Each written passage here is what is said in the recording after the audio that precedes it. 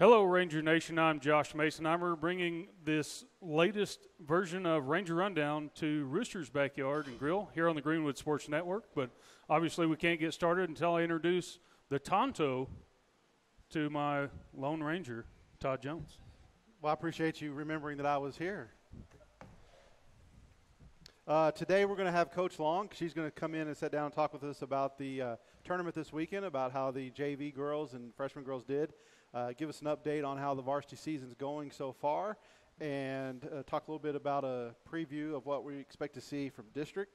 Dylan Dominguez is going to come in and give us a player interview, and then Coach Hill is going to wrap things up talking about the last game against Andrews and give us a little bit of insight on what's going to happen when we step on the field against Shallow Water Friday night. So grab a chair, get a cold drink, and sit down because it's Ranger Rundown time.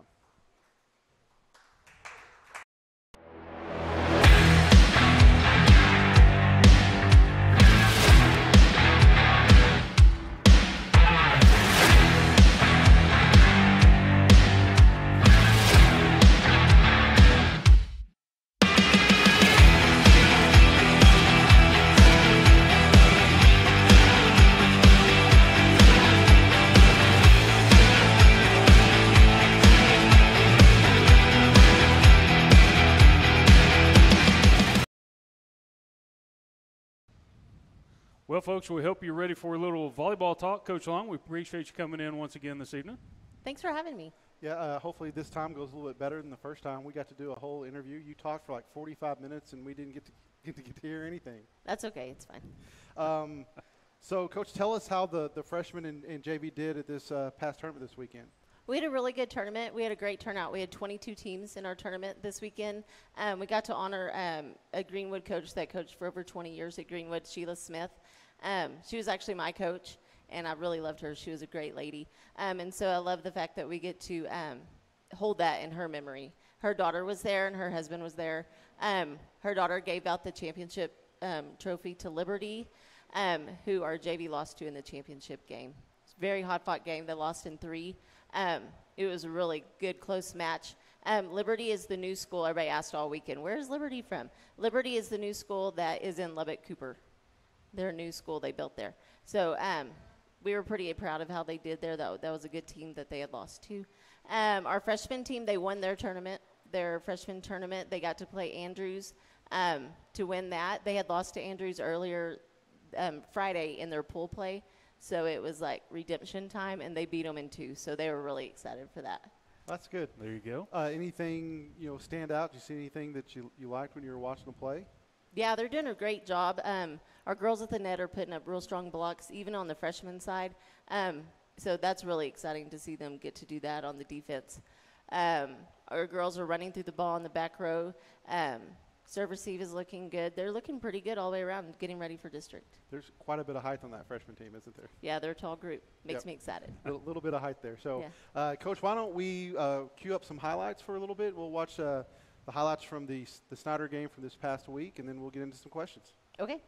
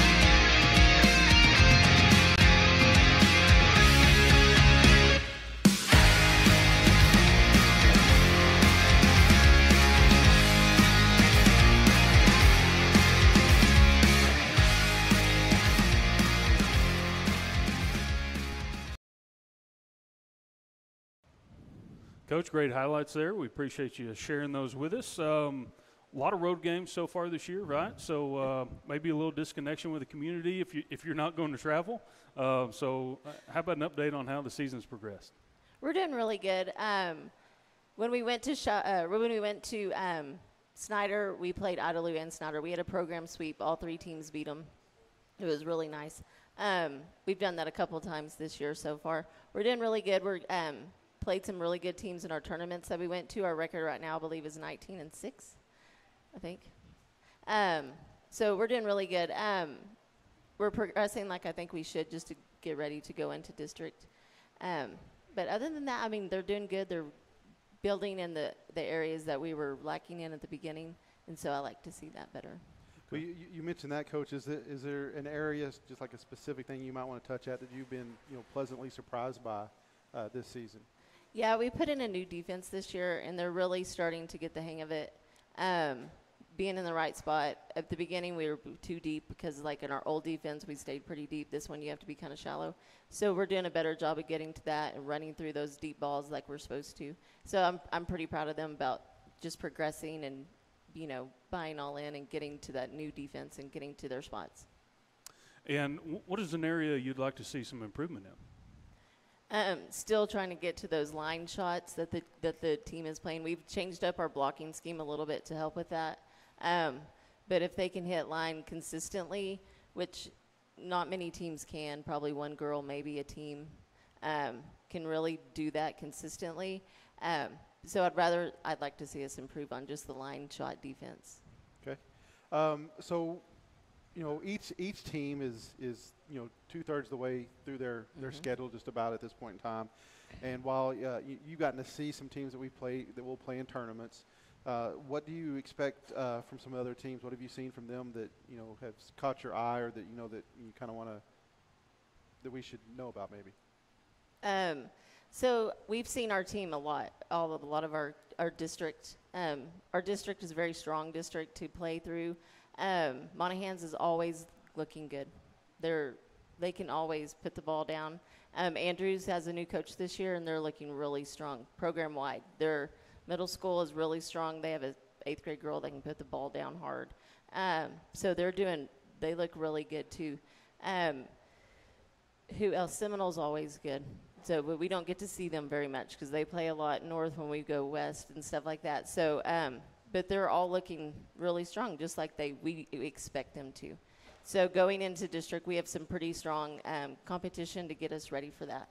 So this next week and a half or so, we have a hard lineup, but it's going to help us get ready for them. Yep, Coach, speaking of district play, what do you expect from the team as they first step on the court?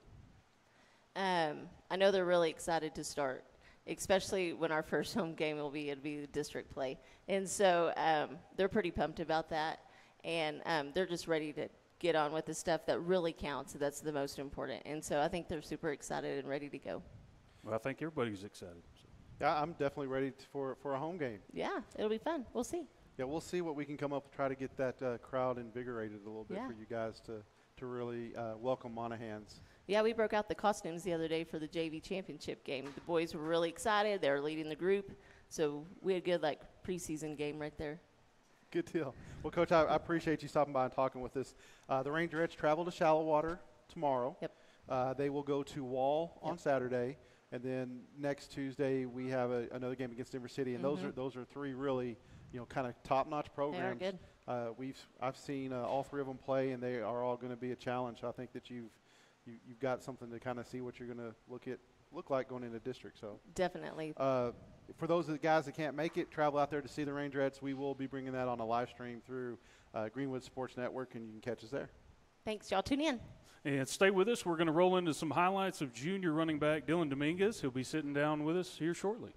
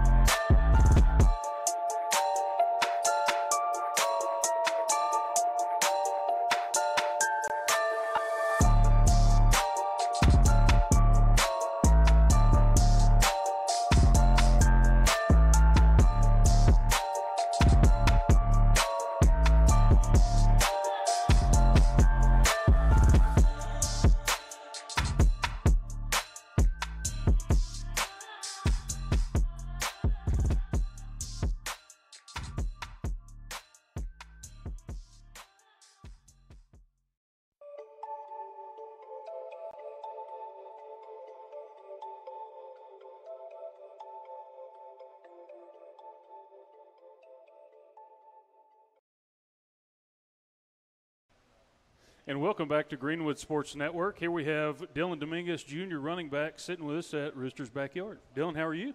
I'm good. Good practice today? Yes, sir. Good practice All altogether. You didn't get worked too hard? No, not really, especially on defense, man. I don't really do much, but I like Are you saying they save you for offense? yeah, basically. Or are yeah. you saying Coach Gill's easy? Well, no, in the morning Coach Gill is a little harsh, but it's all right. We get through it. I think you call that an offensive specialist. Yes.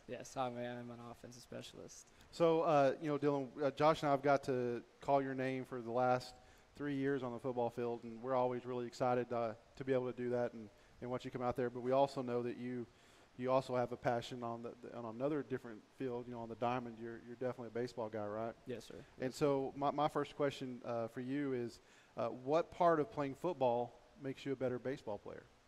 So I think playing football is a mentally tough game. It takes a lot of you. It takes a lot of energy out of you.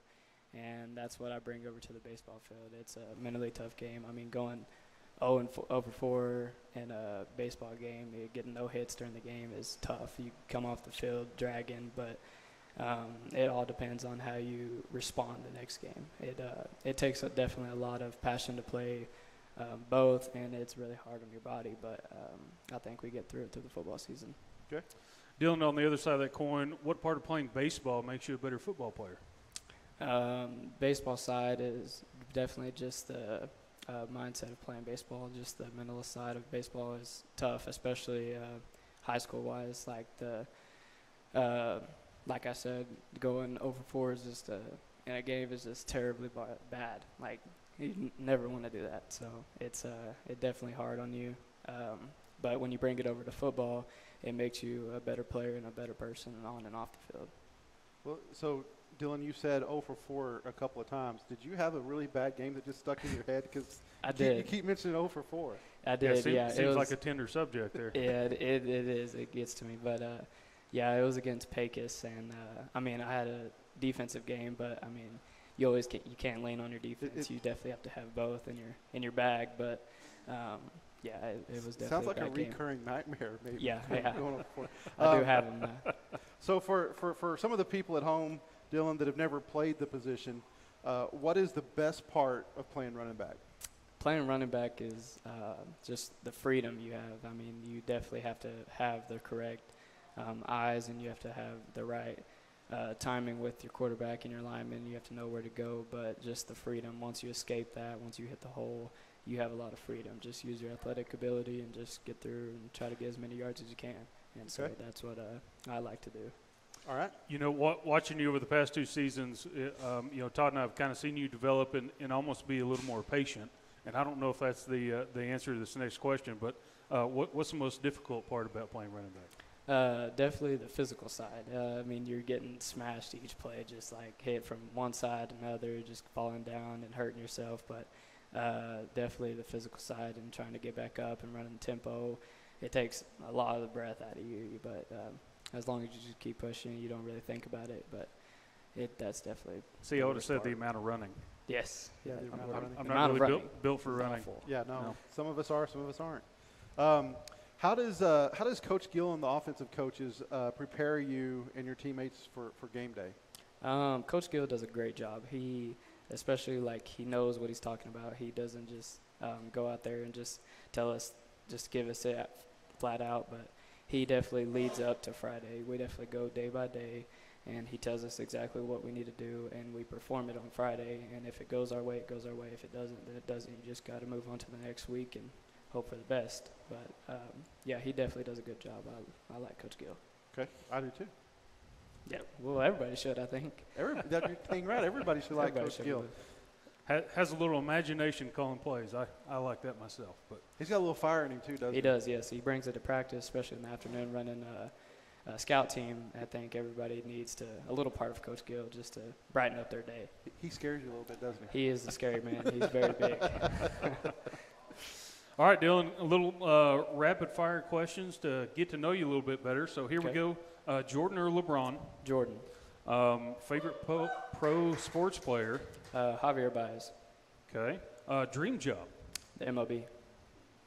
Playing baseball. Sorry, Coach. Favorite subject? Science. Oh, that stumped him there. Last one, favorite food. Chicken. Fried chicken. Like Fried chicken. Okay. Okay, there you go. Good Southern answer. There's right nothing there. worse than baked chicken when you've got fried or If you're eating or chicken, it smoked, better so. be fried, right? Yes. All right. Fried chicken. Dylan, it's been great having you on, but I got one question that you're not prepared for. You didn't get to see it. Okay. You ready for it? Ready. Okay. Tomorrow morning, you wake up and realize that you have superpowers. You might be able to see through the wall or fly or, be able to lift Coach Hill above your head, something like that. But you wake up and you realize you have superpowers.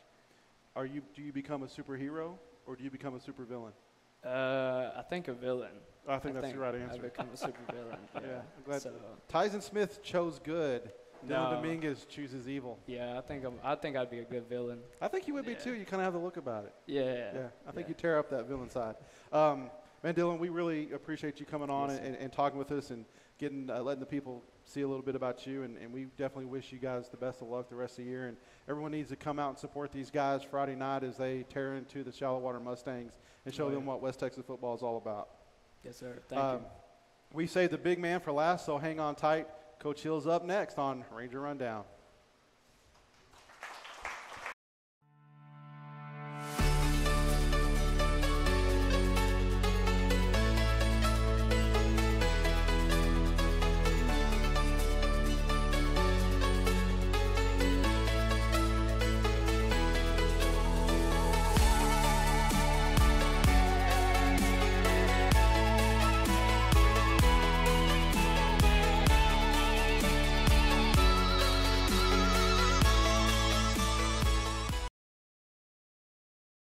No way. Well, maybe. All right, folks, here we go back with the Ranger Rundown here at Greenwood, on the Greenwood Sports Network at Rooster's Backyard. We've got our last segment of the evening. Coach Hill, appreciate you sitting down with us. Yeah, thanks for having me back. Appreciate it. I don't know. Do we have a choice not to bring you back, do we? Well, maybe not. Maybe, maybe not. You're This is stuck kinda with your me. fault, At least so. for the next few weeks, you're stuck with me. Yeah. All right. Well, Coach, let's jump into some highlights from last Friday's football game, and we'll let you talk through some of those. Yeah, absolutely. I All right, appreciate good it. deal. No, these I took a look at this earlier. They're coming fast and furious here, so we'll talk quick. But Coach Thomas and his class does a really good job putting these things together for us. Here's a good sprint out by Lincoln Madrid, and then just uses his feet to get the first down. It's a huge first down for us. Kept us in the game a little bit longer, and he's surprisingly deceptive with those feet. Can extend plays. We had some running backs banged up the other night. Nathaniel Romero stepped in and did a great job for us. And then, the second half played pretty well defensively. That was Carlos Barraza making a play from the defensive end position. And then, as far as the receiving core, Old Faithful, Cade Rowalt is always coming down with crucial catches. I mean, there's 2 in a row right there from Cade. He did a really, really good job for us. And then, again, Nathaniel Romero kind of put him in a tough spot, showing up late, having to take those snaps, but did a great job. And then the offensive line, we could talk about kind of a story behind that play here in a little bit, but great job getting a huge push on the quarterback sneak, something we've been working on. And Coach Gill does a good job finding creative ways to get our receivers the ball. That was Cade, and again, Dylan Payton there with end around for a touchdown, and just a huge reception right there by Ethan Madrid over the middle, splitting the safeties, and for a long touchdown catch to score just before half there. But again, we just got to visit with Dylan Dominguez, and he's a threat, obviously from his running back position, but getting him the ball in space in the passing game has been really, really good for us here the last couple of weeks. He's a big-time threat. You see him there again.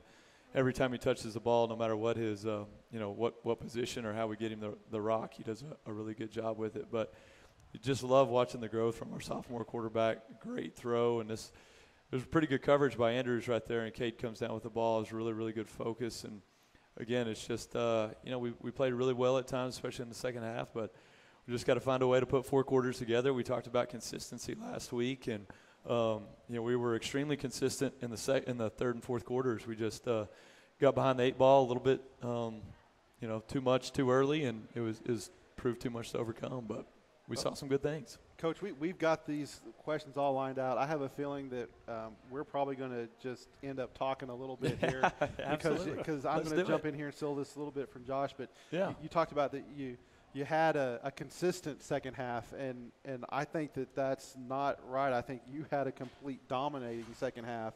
Yeah. And, and I'll let Josh ask his question about that. Well, Todd, I appreciate it, but our normal cadence every week is we kind of talk about last week's game. So Yeah. before we talk about shallow water coming up, so Andrews, as Todd kind of alluded to, complete different team first half versus second, especially on the defense. Yeah. Hopefully, people stuck around to see that and support the team. But what was the difference between those two halves? Well, I mean, it was this tale of two halves. It was kind of a Jekyll and Hyde situation, and we came out and we did some good things offensively, but we had some untimely turnovers and defensively. We practiced the slot T all week, but when you get to game speed, it comes at you pretty fast, and we didn't fit some runs correctly, and to their credit, they made us pay for it. To the tune of 5 or 6 touchdowns in the first half, and you can't do that against a disciplined team and expect to win. But Coach Martin and the defensive staff, to their credit, made some really, really good second half adjustments at halftime that really kept us in the game. And for the first time all season, I felt like our defense played with a lot of confidence. They had some success. They forced several punts in the second half, and we played winning football for those last 2 quarters. And so, moving on to this week, you really hope we can build upon that and put 4 quarters together of quality football. I think our kids are up for the challenge. Yeah. Yeah, so, even with those couple of turnovers in the second half, our defense still didn't let Andrews capitalize on that. So, yeah, just big difference. I mean, Josh and I talked at length during in that second half about just the amazing football that was being played there, especially on the defensive side. So what changed at halftime? Well, I mean, Andrews had a couple of tendencies, and like I said, our defensive staff did a really good job of identifying those and putting our kids in a good position to stop what Andrews was trying to do. But I think the biggest thing was, our kids at halftime, and you've seen it, a couple of weeks in a row now, they just don't quit. They don't quit. And we're 41-14 or so at halftime, and they could have easily doubled that up if we didn't come out to play in the second half. And so, we kick off to them to start the third quarter, and we get a stop, and that was kind of the spark, that we're defensively we believed in ourselves, believed we could do it. We got a good beat on them, and I can't give enough credit to our team for coming out ready to go in the second half and playing with a lot of pride. It could have very easily gotten out of hand, but instead, we're in the fourth quarter with a chance to actually win the football game. And so that's the confidence that you want from a team, and then the never quit attitude that it takes to be successful in football. And I was proud of our second half. I really, really was. Yep. Coach, 3 weeks into the season, what have you guys learned from about the team? Well, we've played some really quality teams. 2 of them are 3-0. The other one's 2-1. So, I mean, that's a combined record of 8-1. That's pretty good. And it hasn't gone our way, but I think through that adversity, you find out who your leaders are. And I can't give enough credit to Nathaniel Romero. He's a vocal leader. Even as a sophomore, he plays extremely hard. Obviously on defense, and then we had a couple of running backs get banged up early on Friday night, and with very little practice, he stepped in and ran some plays that he hadn't actually run in practice for 2 or 3 weeks. And so, after the game, he was vocal about our expectations, what we need to do moving forward. And so you find that from the senior class and some guys in the junior class, but to having a sophomore step up like that is really, really important. And then I think the other thing, and we've already mentioned it, is it's scary as a coach to be on the sideline with a team that's going to quit on you. That's an awful, awful feeling. And through it all, the first 3 weeks, we've been down, we've been in some bad spots, but these guys, to their credit, they've never quit. They've never, stopped giving great effort and playing with a lot of enthusiasm and excitement. And that's the mark of a team that's growing and a team that has the potential to be really good down the stretch. Okay. What do you want to see from your guys Friday night? Well, from a stat perspective, we can't turn the ball over. I mean, we can't turn the ball over. Every that's kind of been the tale offensively of the first 3 weeks. We've been able to move the ball effectively in a majority of our possessions. We've gotten positive yardage, moved it down the field, and then we just have some untimely turnovers. We had 4 against Andrews, 3 of them in the red zone, and turning it over is never a good thing, but when you turn it over inside the 20, when you're going in to change the score, it really hurts. And then, defensively, we just need to play with some consistency, and we talked about it after week 1. We talked about it after week 2. We're talking about it again here. We've done some really, really good things, even against West Plains, who's an extremely talented team. We had some really good first and second down stops and then let them off the hook on third down. And then on Friday night, we didn't get any stops in the first half and stopped them on every possession in the second half. So I think we've just got to continue to grow, continue to improve our communication skills, and then just play with some confidence. Know that we're going to get off the field on third down every time we're out there, and that's coming. That's coming. We saw that. Now we know what it feels like, and we're going to be able to execute at a high level moving forward. Yep, got a little taste of what it feels like. That's success. Like. Absolutely. So, sure. Yeah. Coach, moving on to shallow water. Obviously, if you look at our record, not the greatest. We talked about the 2 different divisions in 4A. You've got the big school division, the small school division. We're in small, so it's basically playing up those first 3 games. We expect those to be harder teams, but what does Shallow Water have for us? Shallow Water is, perennially a pretty good program. They do a really good job up there. And, offensively, they've battled some injuries at the quarterback position. They've got a really phenomenal athlete playing quarterback right now, and he can throw it, but he's a really, really, dangerous threat with his feet. He'll pull it down and take off, so we're going to have to keep him contained. They're really, really big up front, offensive and defensive lines. They've got a senior tackle that's committed to Texas Tech, and he plays offense and defensive line for him and does a really, really good job. And so, we're going to have to be creative with some of our pressures on defense, and then, offensively, we're going to have to play with great pad level and make sure we're, fundamentally sound in the run game up front. And defensively, they're pretty multiple. They're going to be in a 4-down front most of the game, but play some single high cover 3. They're going to play some quarters, and so going to keep Coach Gill and the offensive guys on their toes. But we've had a good week and a good day of practice, and we've talked about being consistent again in our effort throughout the week, not just trying to show up on Friday night, but being good Monday, Tuesday, Wednesday, and Thursday leading up to the game. And so our coaches have a good plan, and we're excited to tee it up again and give it another shot.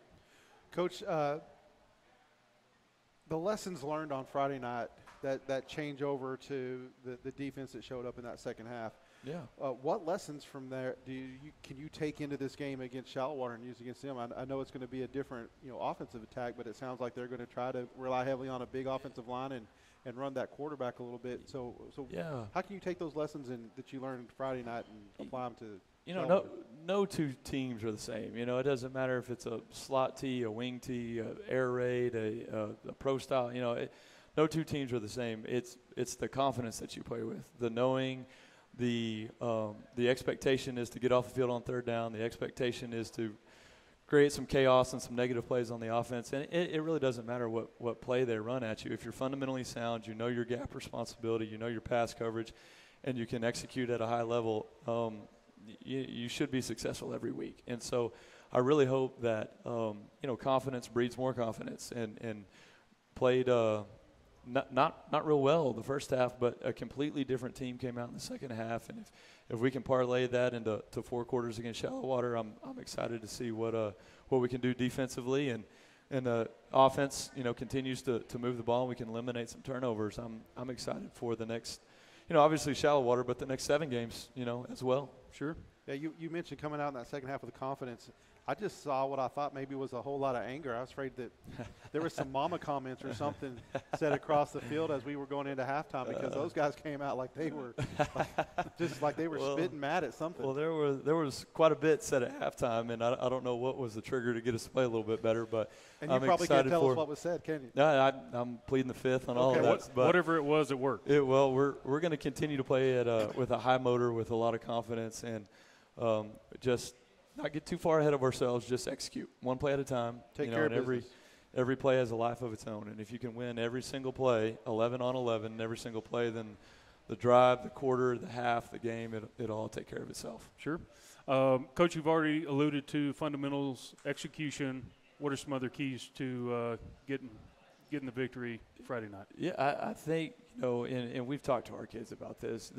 There's a difference between hoping to win and expecting to win, and if you hope for something to happen, it may or may not. But if you get up in the morning and believe it with every fiber of your being, then you're going to be successful. And that's not just a football thing. That's in life. That's, your Dylan's science class. That's a career. That's a relationship, being a father, a husband, a brother, a son, whatever that means. If you expect greatness in your life, then you're going to get there. And that's kind of what we've preached. Moving forward this week is that we've got to expect to play a second half like we did against Andrews, and not just hope we show up and hope for good things to happen. Okay. Coach, last question I had for you is, what can the fans in the stand do to impact the game for you guys? Oh, just if you're juiceless, you're useless, right? I think that's a mantra across the spectrum. It doesn't matter if you're a player or a coach or a fan. And there's a couple of players here laughing right here. I think if as a fan, if you bring some juice, it'll help us out. And that's a volleyball thing, that's a football thing, a cross country thing. It's on and on and on. Yep. Coach, I think I've seen that on a T-shirt, which I believe Booster Club has for sale. Juiceless. The store is open now, is it not? There we go. It is. We'll post it on the website. Well, Coach, we appreciate you sitting down once again with us this week, and look forward to Shallowater. Well, I appreciate it. Thank you guys so much. Yes, sir. The Rangers will be taking on the Shallowater Mustangs Friday night at 7 p.m. at J.M. King Stadium. You guys can follow the game live on GSN with the stream starting at 6:45. I really hope we have nobody watching our game and that you guys all bring your juice and come out to the stadium and cheer these guys on, because they need you more than you need them. So come on out and help them out. Yep.